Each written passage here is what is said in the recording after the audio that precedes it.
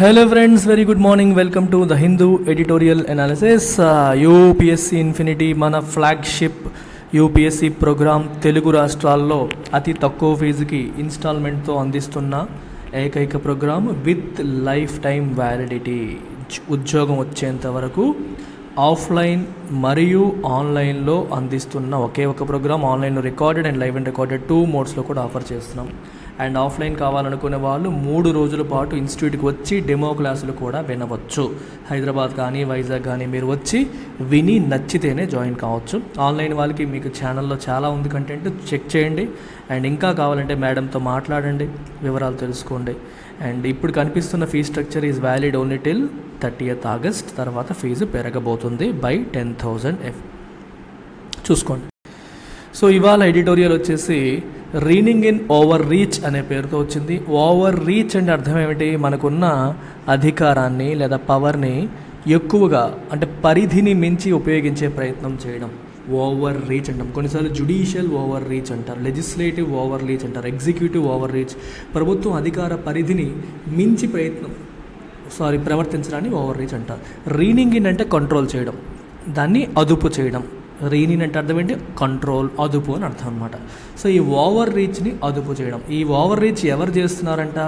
Tax officials, GST officials, customs officials. వీళ్ళు కొంచెం పరిధిని మించి ప్రవర్తిస్తూ ఉంటారు, అధికారాన్ని ఉపయోగించి విపరీతంగా భయపెడతా ఉంటారు ట్యాక్స్ పేయర్స్ని అనే సెన్స్ వచ్చింది. దాన్ని కంట్రోల్ చేయాలని చెప్పి జ్యుడిషియరీ చెప్పడం జరిగింది. సో దానికి గైడ్ లైన్స్ సిబిఐసి వాళ్ళు ఇచ్చారు. Central board of indirect taxes వాళ్ళు guidelines, indirect taxes and customs వాళ్ళు కొత్త ఫ్రెష్ గైడ్ లైన్స్ అనేది ఇష్యూ చేయడం జరిగిందనమాట. సో ఆ గైడ్ లైన్స్ ఏం చెప్పారు ఏంటి అనేది ఎడిటోరియల్లో రాశారు. సో ఆబ్వియస్గా ఇది మీకు general studies paper 3 GS3 Indian ఎకానమీలోకి ఇది వస్తుంది, ఎకనామిక్ డెవలప్మెంట్లోకి వస్తుంది. Setting higher requisites for arrest or summons under the GST law is welcome. So GST లాను ఉపయోగించి చట్ట ప్రకారం ట్యాక్స్ అఫీషియల్స్ చిన్న వాటికి సమన్స్ ఇష్యూ చేయడం. సమన్ అంటే అర్థం ఏంటి? మా ముందు హాజరవ్వండి, ఫిజికల్గా మా ముందు హాజరవ్వండి, మేము అడిగిన ప్రశ్నకి సమాధానం చెప్పండి అని పంపే పత్రాన్ని సమన్స్ అంటారు. సో సమన్స్ ఇష్యూ చేయాలన్నా, అరెస్ట్ చేయాలన్నా రిక్విజిట్స్ అనేవి హయ్యర్ ఉండాలి. అంటే ఇప్పుడు చిన్న వాటికే ఊరికే అరెస్ట్ చేసేయడాలు, సమన్స్ ఇచ్చేయడం అనేది జరుగుతుంది. సో దానికి థ్రెషోల్డ్ అనేది పెంచారు. చిన్న వాటికి కాకుండా పెద్ద ఇష్యూస్కి మాత్రమే అలాంటివి ఉండాలి, మిగిలిన వాటిని సింపుల్గా సార్ట్అవుట్ చేసుకోవాలి అనే యాంగిల్లో ఈ లైన్ అనేది కనిపిస్తుంది. The central board of indirect tax and customs through 4 different communique అంటే అఫీషియల్గా ఇష్యూ చేసిన స్టేట్మెంట్స్ అనమాట. 4 different communiques this week has altered the enforcement processes for tax evaders in both customs as well as goods and services tax matters. Customs ఇష్యూస్లో అంటే import ఎక్స్పోర్ట్కి సంబంధించిన వాటిలో కావచ్చు, లేదా గుడ్స్ అండ్ సర్వీస్ ట్యాక్స్ విషయాల్లో కావచ్చు. ట్యాక్స్ ఇవేడర్ అంటే ఎగవేతదారుడు, ఇవేజన్ అంటే ఎగవేత. ఎవరైతే ట్యాక్స్ని ఇవేడ్ చేస్తున్నారో వాళ్ళపైన చట్టాన్ని ఎన్ఫోర్స్ చేసే విషయంలో ఉన్న రూల్స్ని ఆల్టర్ చేసింది, అంటే చేంజ్ చేయడం అనేది జరిగింది. అలా ఆ విషయాన్ని చెప్తూ 4 డిఫరెంట్ కమ్యూనిక్స్ ఈ అఫీషియల్ కమ్యూనికేషన్ అనేది రిలీజ్ చేయడం అనేది జరిగింది లాస్ట్ వీక్లో. మొదట, it significantly raised the monetary thresholds for initiating prosecutions and arrest under the customs act కింద మీరు ప్రాసిక్యూషన్ ఇనిషియేట్ చేయాలన్నా, ప్రాసిక్యూషన్ అంటే చట్ట ప్రకారం వాళ్ళపైన విచారణ స్టార్ట్ చేసి లీగల్గా కేసు ప్రొసీడ్ చేయాలన్నా, అరెస్ట్ చేయాలన్నా దానికి అవసరమైన థ్రెషోల్డ్ లిమిట్ని పెంచారు. అంటే చిన్న నేరాలకి కాదు, చాలా పెద్ద అమౌంట్లో చేస్తే మాత్రమే ఉంటుందన్నట్టుగా థ్రెషోల్డ్ని పెంచారు. మానిటరీ అంటే మనీ పరమైన అర్థం. Separately the board laid down elaborate guidelines for GST officials before they exercise their powers to arrest and issue summons under the central GST లాను ఉపయోగించి సమన్స్ ఇష్యూ చేయాలనుకున్నా లేదా అరెస్ట్ చేయాలనుకున్నా ఆ పవర్స్ని ఉపయోగించడానికి ముందు ఏ గైడ్ లైన్స్ ఫాలో అవ్వాలని చెప్పి ఎలాబొరేట్గా ఇవ్వడం జరిగింది. ఎలాబొరేట్ అంటే డీటెయిల్డ్ గైడ్ లైన్స్ ఇచ్చారు. సో ఆ గైడ్ లైన్స్ని ఫాలో అయ్యి మాత్రమే మీరు అరెస్ట్ కానీ సమన్స్ కానీ ఇష్యూ చేయాలి అని క్లియర్గా చెప్పడం అనేది జరిగింది. While such norms were laid down for legacy laws, governing taxes such as central excise which are now subsumed into the GST, CBIC felt the need to issue fresh guidelines. అయితే ఇప్పుడు కొత్తగా వచ్చే గైడ్లైన్స్ ఇంతకుముందు లేవా అంటే ఉన్నాయి. ఇలాంటి norms అంటే రూల్స్. ఇలాంటి నామ్స్ అనేవి లెగసీ లాస్ అంటే ముందు నుంచి ఉన్న చట్టాలు, పూర్వం నుంచి ఉన్న చట్టాలని అర్థం, అంటే పాత చట్టాలని, ఇంతకు ముందువి అని అర్థం. ఇంతకుముందు మనకి సెంట్రల్ ఎక్సైజ్ లాంటి ట్యాక్స్లు ఉండేవి, వాటిని గవర్న్ చేస్తూ చట్టాలు లేకపోవడం లేదు, ఉండేవి. ఇప్పుడు ఈ సెంట్రల్ ఎక్సైజ్ దేంట్లోకి వచ్చింది? జిఎస్టీ కిందకు వచ్చేసింది. సబ్జ్యూమ్డ్ అంటే దీనికి ఎందుకు వచ్చేసింది అని అర్థం. అంటే మనకి వ్యాట్, సెంట్రల్ ఎక్సైజ్ ఇలా రకరకాల ట్యాక్స్లన్నీ కలిపి 2017లో జిఎస్టీ కిందకు వచ్చేసాయి. So one nation one tax అని చెప్పి పాతకాలపు రకరకాల ట్యాక్స్లన్నీ కూడా are now subsumed under GST. So పాత ట్యాక్స్లన్నిటికీ కూడా సెపరేట్ లాస్ ఉన్నాయి. అయినప్పటికీ కూడా Central Board for Indirect taxes and Customs they felt need for fresh guidelines. GST వచ్చినంత ఫ్రెష్ గైడ్లైన్స్ మళ్ళీ తీసుకురావాలని అనిపించింది, వాళ్ళకి నీడ్ కనిపించింది వాళ్ళకి, అందుకని ఫ్రెష్ గైడ్లైన్స్ ఇష్యూ చేయడం అనేది జరిగింది. ది సమన్స్ చెక్ లిస్ట్ అంటే సమన్స్ ఇష్యూ చేసేటప్పుడు, సమన్స్ అని చెప్పాను ఏంటి మీనింగ్? అఫీషియల్గా వచ్చి ప్రజెంట్ అవ్వండి అని చెప్పేదాన్ని సమన్స్ అంటాం. The summons check list for instance takes note of routine issuance of summons to top officials of firms even for procuring records available on the GST portal. GST పోర్టల్లో అవైలబుల్గా ఉన్న records కోసం కూడా కొన్నిసార్లు జిఎస్టీ అఫీషియల్స్ ఏం చేస్తున్నారంటే company అఫీషియల్స్కి, top అఫీషియల్స్కి నోటీసులు issue చేస్తున్నారు. ఇలా ఊరికే ప్రతిదానికి నోటీసులు ఇష్యూ చేస్తున్నారనే విషయాన్ని ఈ సమన్స్ చెక్ లిస్ట్ అనేది గమనించింది. ఇట్ టేక్స్ నోట్ అంటే ఆ విషయాన్ని గుర్తించింది అని అర్థం. ఏం చేస్తారంటే ట్యాక్స్ అఫీషియల్స్ కొన్నిసార్లు పెద్ద వాళ్ళకి, కంపెనీ సీఈఓలకి, సిఎక్స్ఓలకి వీళ్ళందరికీ నోటీసులు పంపించి కొంచెం హరాస్ చేసే ప్రయత్నాలు చేస్తూ ఉంటారు. ఈ హరాస్మెంట్ లేకుండా ఉండాలి అంటే మాకు ఏదైనా చదివించండి అన్నట్టు దాన్ని ఉపయోగించుకొని లంచాలు గట్రా తీసుకునే అవకాశాలు కూడా ఉంటాయి. సో ఇలా abuse of power, misuse of power జరుగుతూ ఉంటాయి. అందుకని చెప్పి ఏం చేస్తుందంటే చిన్న వాటికి అంటే జిఎస్టీ పోర్టల్లో అవైలబుల్గా ఉన్న కంటెంట్ కూడా మళ్ళీ సమన్స్ ఇష్యూ చేసి ఆ డీటెయిల్స్ పెట్టుకొని రండి అని చెప్పాల్సిన అవసరం లేదు. అలాంటివి జరుగుతున్నాయనేది గమనించారు. And specifies that CXOs and MDs of any firm must not be generally summoned in the first instance. ఊరికే వాళ్ళని డైరెక్ట్గా పిలిచేయకూడదు, but only when their involvement in tax evasion it clearly indicate. Tax ఎవేజన్లో వాళ్ళు క్లియర్గా ఇన్వాల్వ్ అయ్యారని తెలిస్తే అప్పుడు పిలండి. Only when you feel that their involvement in tax evasion is evident అంటే చాలా క్లియర్గా ఉంటే, ఇండికేటెడ్, అది ఇండికేట్ అయితే మాత్రమే వాళ్ళకి సమన్స్ ఇష్యూ చేయండి, చిన్న వాటికి వద్దు అని చెప్తున్నారు. An approval process that requires officers to record reasons for issuing summons has been mooted to ensure that the power is exercised judicially. ఒకవేళ మీరు సమన్స్ ఇష్యూ చేయాలంటే ఎందుకు ఇష్యూ చేయాలనుకుంటున్నారంటే రీజన్స్ని మీరు రికార్డ్ చేయాలి, అప్రూవల్ ప్రాసెస్ తీసుకోవాలనే విషయాన్ని కూడా మూటెడ్ అంటే సజెస్టెడ్ అంటే ఆలోచిస్తున్నారు ఆ విషయాన్ని, ఇంకా ఫైనలైజ్ చేయలేదు. హ్యాస్ బీన్ మూటెడ్ అంటే సజెస్టెడ్ అని అర్థం. అదొక ఐడియా కింద దాన్ని సజెస్ట్ చేశారు, ప్రాబబ్లీ అది కూడా వస్తుంది. అంటే ఎందుకు చేస్తున్నారనేది అఫీషియల్గా రికార్డ్ చేయాలి, so that the power is exercise judiciously అంటే జాగ్రత్తగా, ఓకే, అన్ని రకాలుగా ఆలోచించి, మంచి చెడు ఆలోచించి, అంటే విచ్చలవిడిగా కాకుండా జుడిషియస్గా ఉపయోగించడం, విత్ గుడ్ జడ్జిమెంట్ అని అర్థం అనమాట. కేర్లెస్గా, ర్యాండమ్గా కాకుండా దేనికి ఇష్యూ చేయాలి, దేనికి ఇష్యూ చేయకూడదు, మంచి చెడ ముందు వెనక ఆలోచించి చేయడం, దాన్ని జుడిషియస్లీ అంటాం. Even as they have been advise to consider where simple letters may suffice. ఇంకా ఏం చెప్పారంటే ప్రతిదానికి అఫీషియల్ సమన్స్ అవసరం ఉండదు, సింపుల్ లెటర్స్తో అయిపోతే సింపుల్ లెటర్స్తో తేల్చేయండి, అంతేగాని అఫీషియల్గా మీరు ఇక్కడికి రావాలి, ఇలా చెయ్యాలి, ఇలా పెద్దవి ఊరికే వద్దు అని చెప్పి ఈ ఫ్రెష్ గైడ్లైన్స్లో చెప్పారు. అవసరమైనప్పుడే హార్ష్గా ఉండండి, ఊరికే అవసరం లేదని దీని యొక్క ఉద్దేశం. The norms spelt out for arrest and bail for GST offences that stem from a Supreme Court judgment are far more exhaustive and aimed at preventing routine and mechanical arrest. చూడండి, GST offensesకి అరెస్టు మరియు bail, ఇప్పుడు summons గురించి చూసాం already, GST summons గురించి చూసాం. ఇప్పుడు next ఏంటి, arrest బెయిల్కి సంబంధించిన నామ్స్ ఏవైతే ఉన్నాయో అవి సుప్రీంకోర్టు జడ్జిమెంట్ నుంచి వచ్చాయి. సుప్రీంకోర్టు డివిజన్ ఒక జడ్జిమెంట్ ఇచ్చింది ఎర్లియర్, ఆ జడ్జిమెంట్ని బేస్ చేసుకొని ఈ కొత్త నామ్స్ అనేవి వచ్చాయి. అండ్ ఈ నామ్స్ అనేవి are far more exhaustive. So ఈ నామ్స్ ఏవైతే ఉన్నాయో ఆర్ ఫార్ మోర్ ఎగ్జాస్టివ్ అంటే చాలా డీటెయిల్డ్గా వచ్చాయి. And they are aimed at preventing routine and mechanical arrest. అంటే ఊరికే రొటీన్గా సింపుల్గా అంటే ఆలోచన లేకుండా చేసే అరెస్టుల్ని ప్రివెంట్ చేయడానికి ఎగ్జాస్టివ్గా అంటే చాలా డీటెయిల్డ్గా రూల్స్ని తీసుకొచ్చారు. జిఎస్టీ లాను అడ్డు పెట్టుకొని ఊరికే అరెస్ట్ చేయడం లాంటివి ఆపడం కోసం ఇట్లా ఎగ్జాస్టివ్ లాస్ని తీసుకొచ్చారు అని మీనింగ్ అనమాట. ఓకేనా. ఇక్కడ మెకానిక్ అనే పదం వాసారు చూసారా. మెకానికల్ అంటే అర్థం ఏంటి?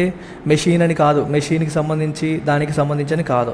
అంటే ఆలోచన లేకుండా, అంటే వితౌట్ థాట్ అని అర్థం. రొటీన్గా వితౌట్ థాట్, సరైన ఆలోచన లేకుండా పదఫ్ స్టేషన్కి అని చెప్పి పోలీసులు కొన్నిసార్లు చేస్తుంటారు చూడండి, ట్యాక్స్ అఫీషియల్స్ ఇలా చేస్తారు. అలా కాకుండా దాన్ని ప్రివెంట్ చేయడం కోసం ఎగ్జాస్టివ్ గైడ్ లైన్స్, నామ్స్ ఇవ్వడం అనేది జరిగింది.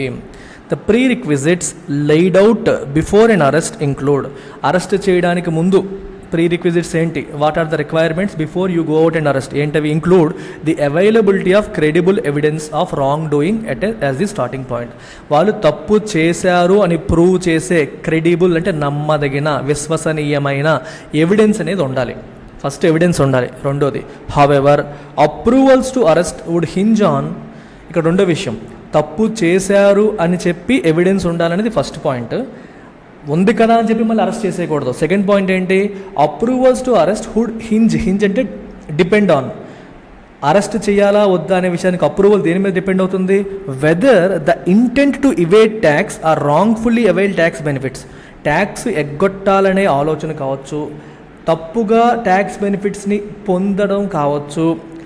Is evident, is that clear or not?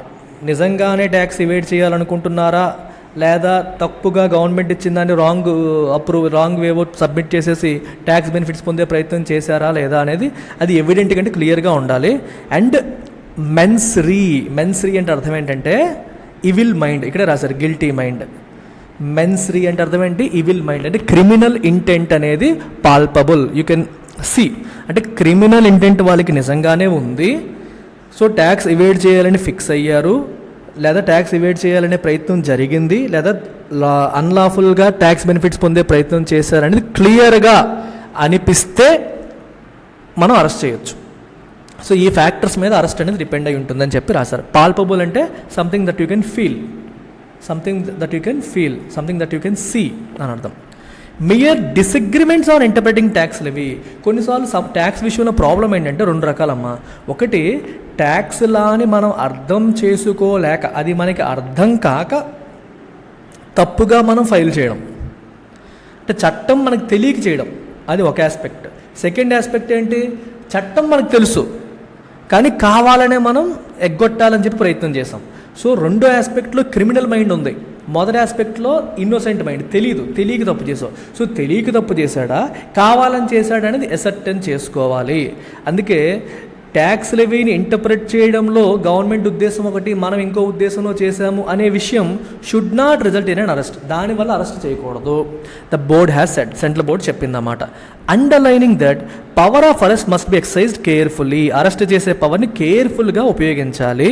As it impinges on personal liberty. ఎందుకంటే అరెస్ట్ చేయడం అనేది పర్సనల్ లిబర్టీని ఇంపింజ్ చేస్తుంది. ఇంపింజ్ అంటే ఎన్క్రోచ్, వైలేట్ చేస్తుంది, లిమిట్ చేస్తుంది, నీ లిబర్టీని లిమిట్ చేస్తుంది. ఓకే, నీ లిబర్టీని వైలేట్ చేస్తుంది. కాబట్టి అరెస్ట్ అనేది ఊరికే చేయకూడదు. నిజంగా క్రిమినల్ బెంట్ ఆఫ్ మైండ్ ఉందా, లేకపోతే వాళ్ళు రాంగ్గా ఇంటర్ప్రెట్ చేశారనే విషయాన్ని రూఢీ చేసుకోవాలి, అంటే ఎసర్టన్ చేసుకోవాలి. Although the CBIC took a year to respond to the apex courts conclusion that an arrest must not be made just because it can be made.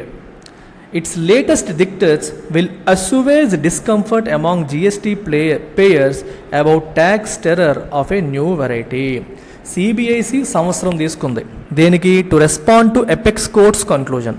Supreme court conclusion ఇచ్చింది ఈ విషయంలో, దానికి రెస్పాన్స్గా సంవత్సరం పట్టింది సిబిఐసికి. ఏమని? That an arrest must not be made just because it can be made. మీరు arrest చేయొచ్చు కదా అని చెప్పి చేసేయకూడదు అని చెప్పి సంవత్సరం క్రితం సుప్రీం కోర్టు చెప్తే ఇప్పుడు గైడ్ లైన్స్ వచ్చాయి. ఇట్స్ లేటెస్ట్ దిక్తత్ అంటే అఫీషియల్ ఆర్డర్ అనమాట.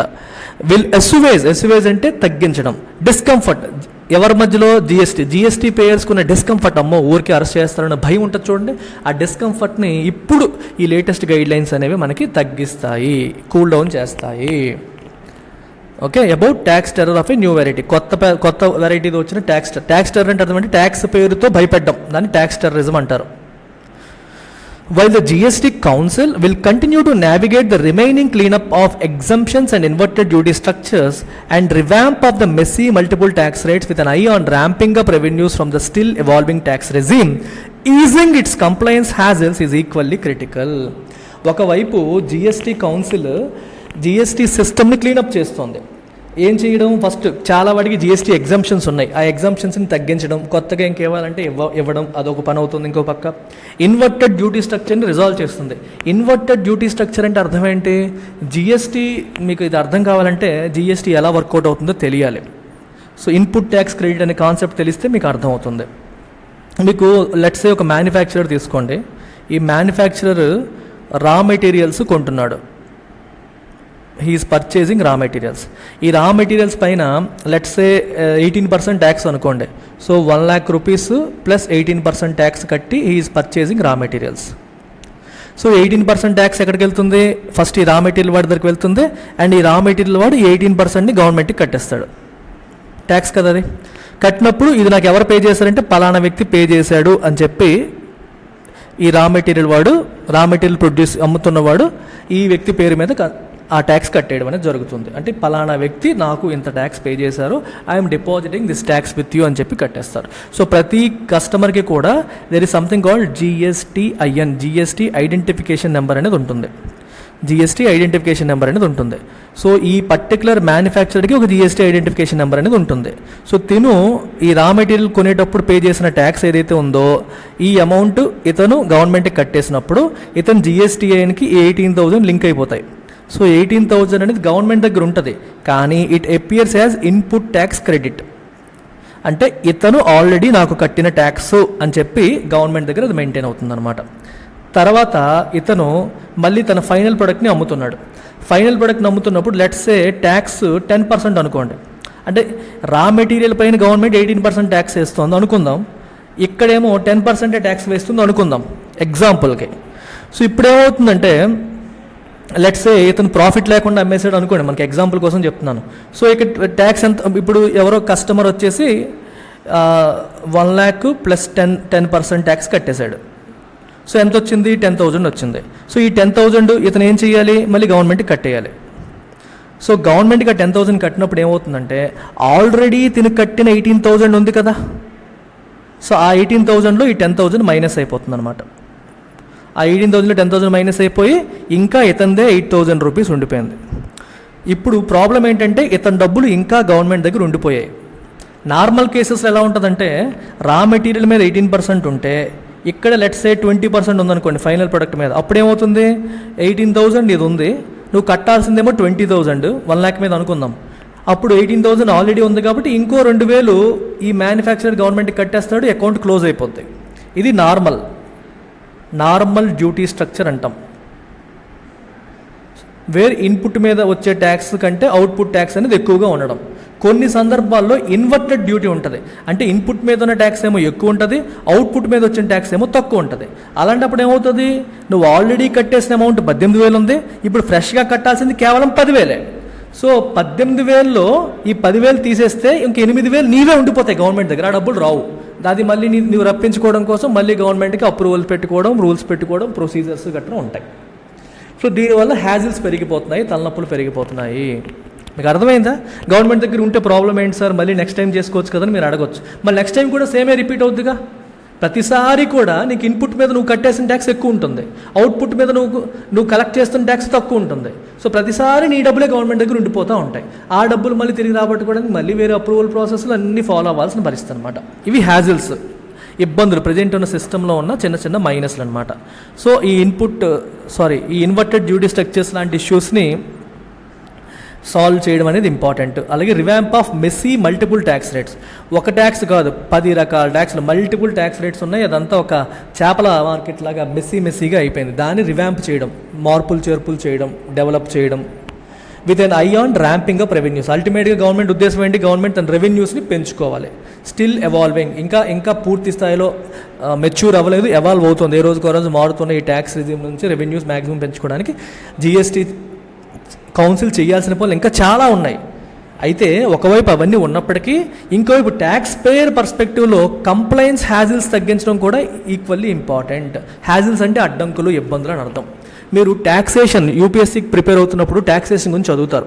ట్యాక్సేషన్ గురించి చదివినప్పుడు ట్యాక్స్ కంప్లైన్స్ పెరగాలి అంటే, ఎక్కువ మంది ప్రజలు ట్యాక్స్లు కట్టాలి అంటే ట్యాక్స్ సిస్టమ్ అనేది simple and easy to use ఉండాలి. Easy to use, easy to understand ఉండాలి. ఎప్పుడైతే ఇందులో కాంప్లికేషన్లు పెరిగిపోతాయో, కాంప్లికేటెడ్ అయిపోతుందో, కొన్నిసార్లు ఇన్ని మన వల్ల కాదులే అని చెప్పి కట్టడం మానేస్తారు. మీకు అర్థమైందా? అంటే ఎగ్గొట్టాలన్న ఉద్దేశం లేకపోయినప్పటికీ అవన్నీ మన వల్ల కాదు, ఇవన్నీ మనం చెయ్యలేము, ఇన్ని రూల్స్ పెట్టాడు మాకు అర్థం కాక, కొన్నిసార్లు అర్థం చేసుకోలేక ఇంకొన్నిసార్లు కట్టడం మానేసే పరిస్థితులు వస్తాయి. సో ట్యాక్స్ కంప్లైంట్స్ పెరగడానికి హ్యాజిల్స్ అనేవి తగ్గించాలి, సింపుల్ అవ్వాలి. సో అందుకే అది కూడా ఈక్వల్లీ క్రిటికల్ అని చెప్పి రాశారు. Tax payers and officials can always differ on what the fine print means. Fine print అంటే అర్థం ఏంటంటే, ఏదైనా ఒక అఫీషియల్ డాక్యుమెంట్ వచ్చిందనుకోండి, సో ఇంపార్టెంట్ అన్నీ పెద్ద పెద్ద అక్షరాలతో రాశారు. లెట్స్ సే 20 ఫాంట్ సైజులో రాశారు, కింద ఇంకొన్ని రాశారు.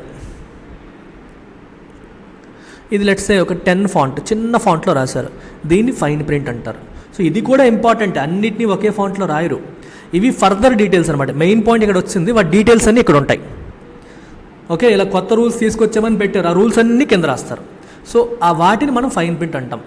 సో ఈ ట్యాక్స్ అఫీషియల్స్, ఈ ఆఫీసర్స్, ట్యాక్స్ పేయర్స్, దీని ఫుల్ మీనింగ్ ఏంటనే విషయంలో ఇంకా డిఫర్ అయ్యే అవకాశం ఉంది. And oversights and mistakes may crop up in filings. అంటే దీన్ని అర్థం చేసుకోలేక ఇప్పటికి కూడా ట్యాక్స్ ఫైల్ చేసేటప్పుడు ఓవర్ సైట్ చూసుకోకపోవడం, మిస్టేక్స్, తప్పులు రావడం అనేది క్రాప్ అప్ రావచ్చు, ఎపీర్ అవ్వచ్చు. And they may not necessarily be malafide అంటే మ్యాలఫైడ్ అంటే రాంగ్ ఇంటెన్షన్తో చేసినవి కాకపోవచ్చు, కొన్నిసార్లు తెలియక తప్పులు జరుగుతుంటాయి. So distinguishing these from genuinely evasive ploys, కావాలనే ఎగవేత చెయ్యాలి అనే ఆలోచనతో చేసిన వాటి నుంచి వీటిని డిస్టింగ్విష్ చేయాలి, సెపరేట్ చేయాలి. రెండు ఒకటి కాదు. మీకు అర్థమైందా? తప్పుడు ఉద్దేశంతో చేసే వేరు, తెలియక చేసినవి వేరు. తెలియక చేసిందా, తప్పుడు ఉద్దేశంతో చేసిందని డిస్టింగ్విష్ చేయడం అనేది ఇంపార్టెంట్.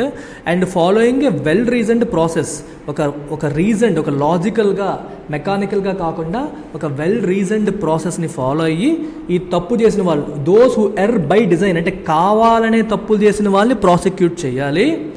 అలా చేసే ప్రొసీజర్ ఏదైతే ఉంటుందో that will go a long way in making the GST a truly good and simple tax. అప్పుడే అది truly good and simple tax అవుతుంది for businesses rather than a fresh fear factor to fret over. అంతేగాని GST అనుకుంటే simple good అని అనిపించాలి కానీ అమ్మో జిఎస్టీయా అని భయపడిపోయి ఫ్రెట్ ఓవర్ అయ్యి అంటే కంగారు పడిపోయి టెన్షన్ అయిపోయి ఒక ఫియర్ ఫ్యాక్టర్గా మారకుండా ఉంటుంది. ఎప్పుడు మన ప్రాసెస్ అనేది సింపుల్గా, వెల్ రీజన్డ్గా, వెల్ థాట్ అవుట్ ఉండాలి.